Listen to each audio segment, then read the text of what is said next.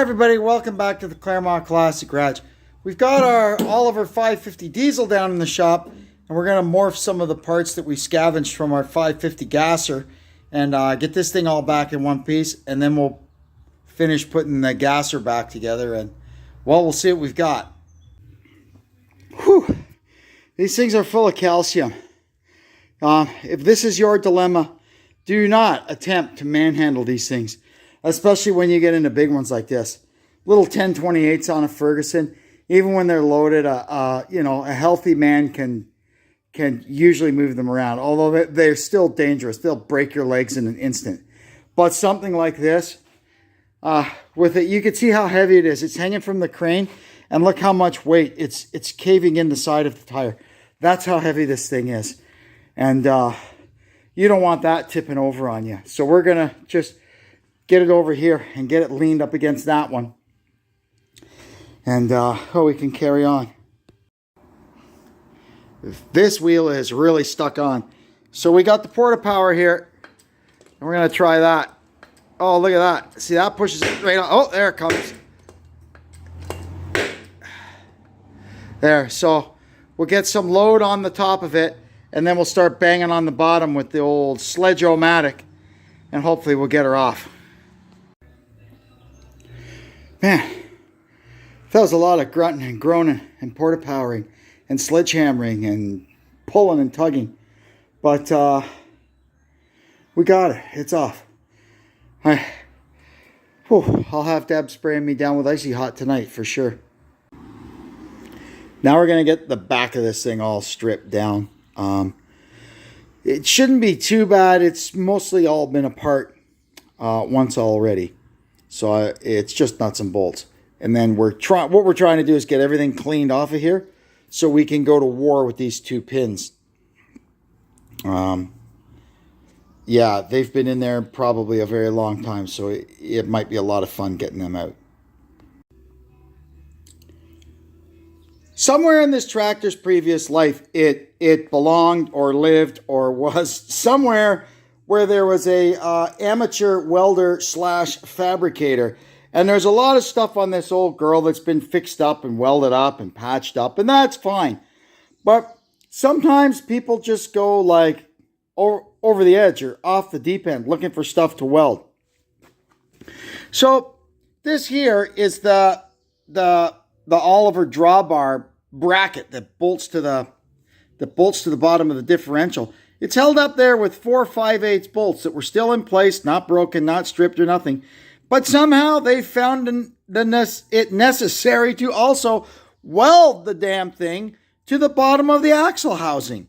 I don't know why anyone in the world would think that is a good thing to do. So now I'm going to try and grind down these welds and get this thing busted off of here, because I want to change it. Because the one off the other tractor, the holes aren't all egged out like these ones are, you know. So fingers crossed we'll be able to get this thing down from here.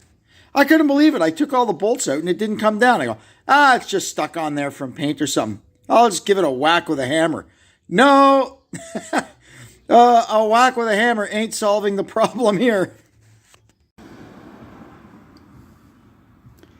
There we go. It wasn't stuck too good, thankfully. Well, welding steel to cast iron is not the easiest thing in the world to do. Oh, boy. These guys and their old Lincoln buzz boxes.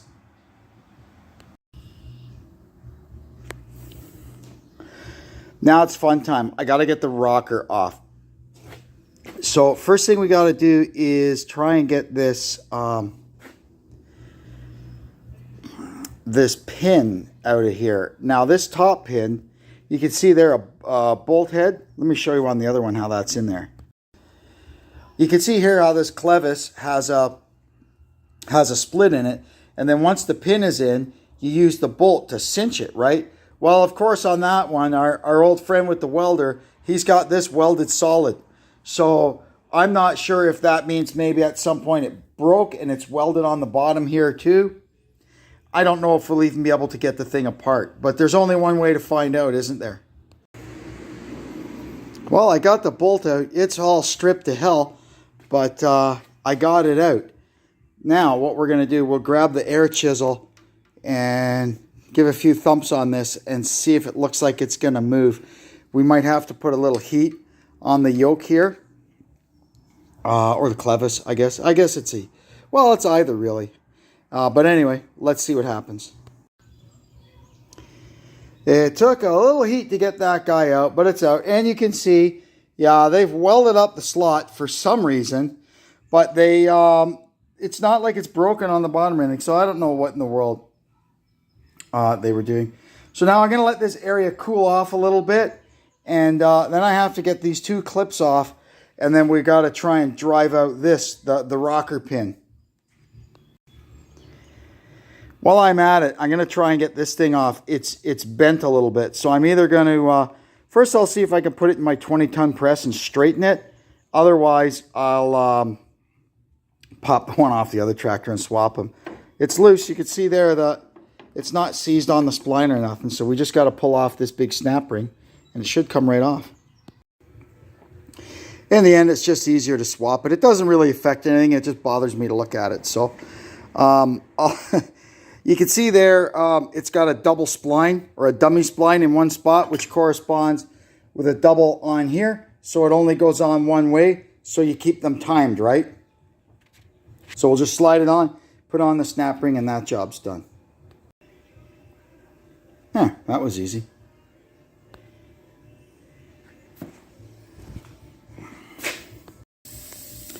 I put a little heat on the housing there, and with the old air chisel, I've slowly got it working back and forth a little bit. So we're going to keep going back and forth and see if we can get it out. Got it. There's the pin. Air chisel made short work of that. That would have been a lot of slugging doing it the old way.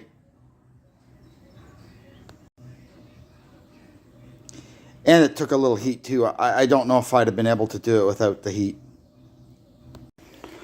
I want to swap this yoke or clevis between the two tractors because I can see it was welded here and I could see now because at some point it's been broken there and welded back together. So they just welded the whole thing together hoping that it would stay together.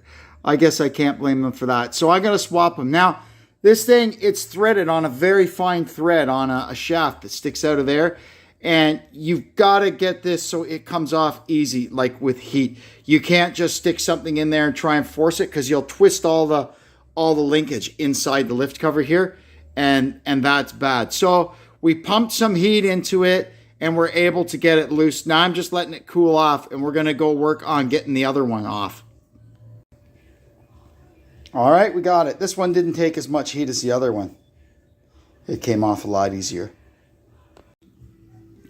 I've got the rocker and all this stuff all back on and it's all adjusted up. I'm not going to go through the procedure again on this one because we just did it on the 550 gasser. So in 1, 2, 3, or 4 of these corners, I'll put a link to that video if you're curious how to set this up properly. There's a good description of it there. Now what we're going to do is get the fenders on this thing and start getting the lights and stuff on. Today was a good day on Marketplace. Well, we found a fellow. I don't want to say local because it wasn't exactly local. It was a bit of a hike. But he had parted out a Cockshut 550. And we got the fenders and the nose cone off of it. Those parts, well, sort of are the same as the Oliver 550. You'll notice the Cockshut fenders are blank, where your Oliver fenders have Oliver embossed in them. Aside from that, they're completely interchangeable. They just don't have Oliver punched in them. What I'm after is these brackets. And I needed a couple more of these light brackets. And you can see this one's got 3 of them. So that's good. The nose cone from the Cockshut to the Oliver is the same.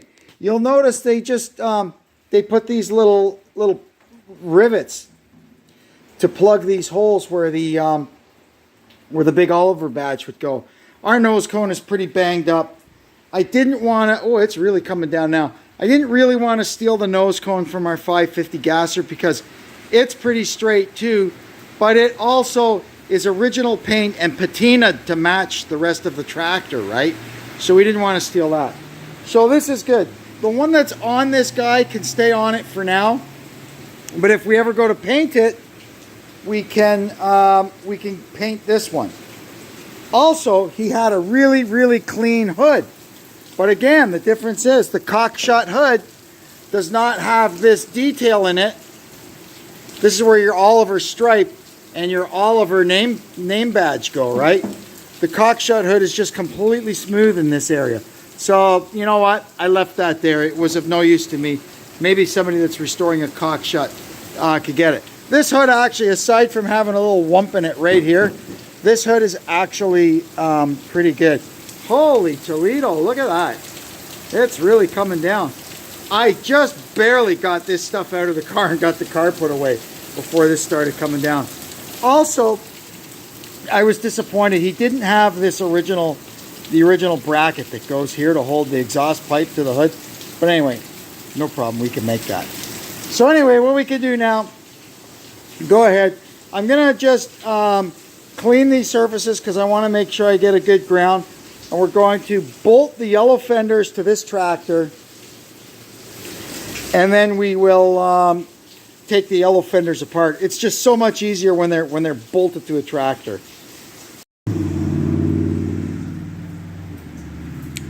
The yellow fenders are on. All right.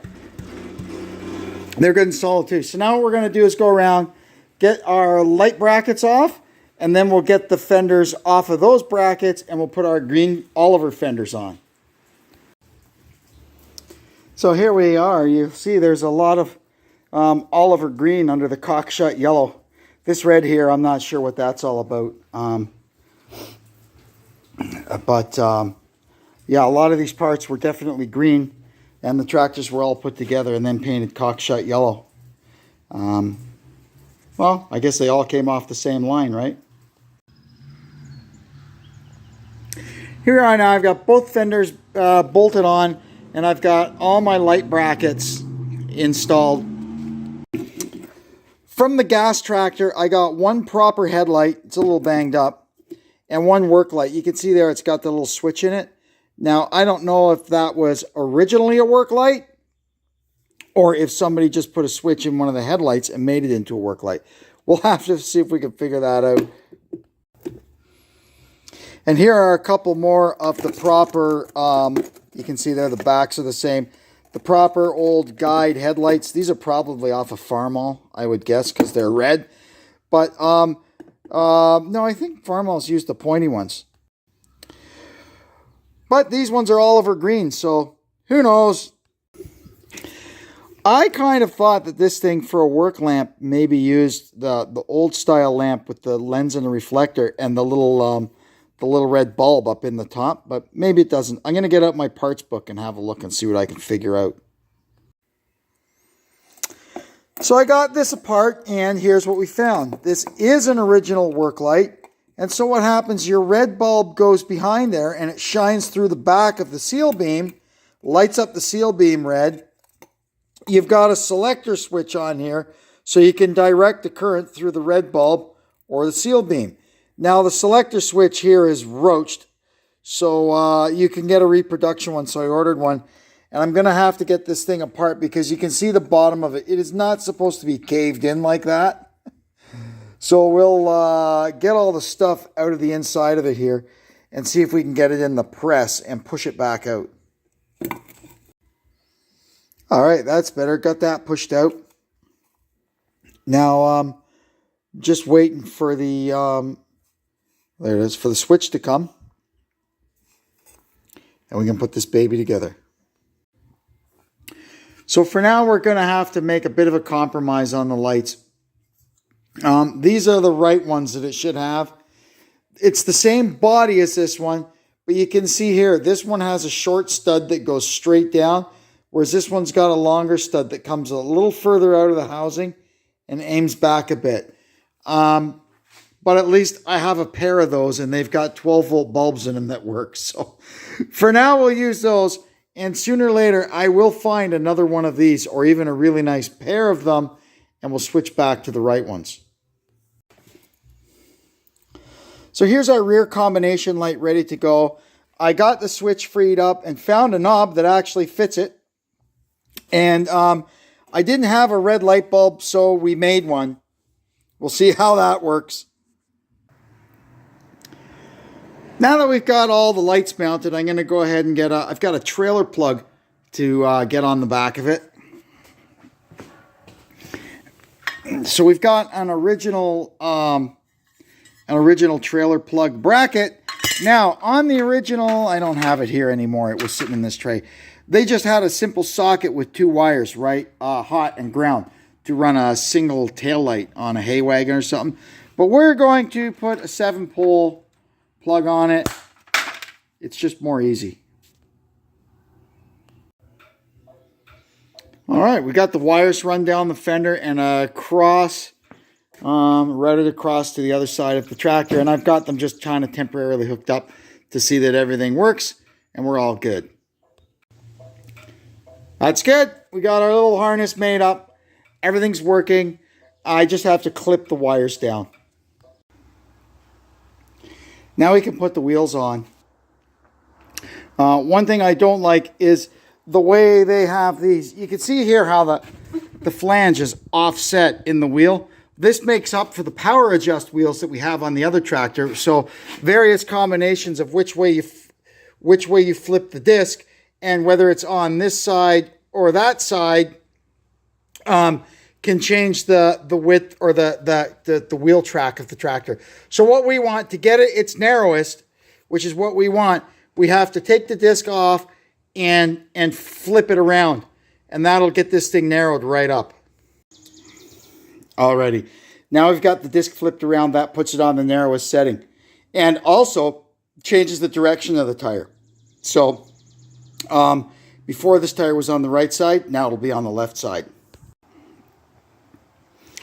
Once it's on, we have to have a look and make sure we've got clearance. It's not going to hit the fenders or anything. It's pretty close there, but it doesn't hit. Now, if you were going to be out in a field getting great big clumps and gobs of mud all over this, that may be a little close for comfort. But for what we're going to do, we're just going to use this thing kind of for putzing around here.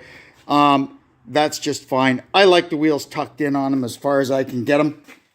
So, yeah, to me, that's perfect. He looks a lot better with the grill back in, too. That's the grill from the Gasser. The grill from this one was pretty banged up.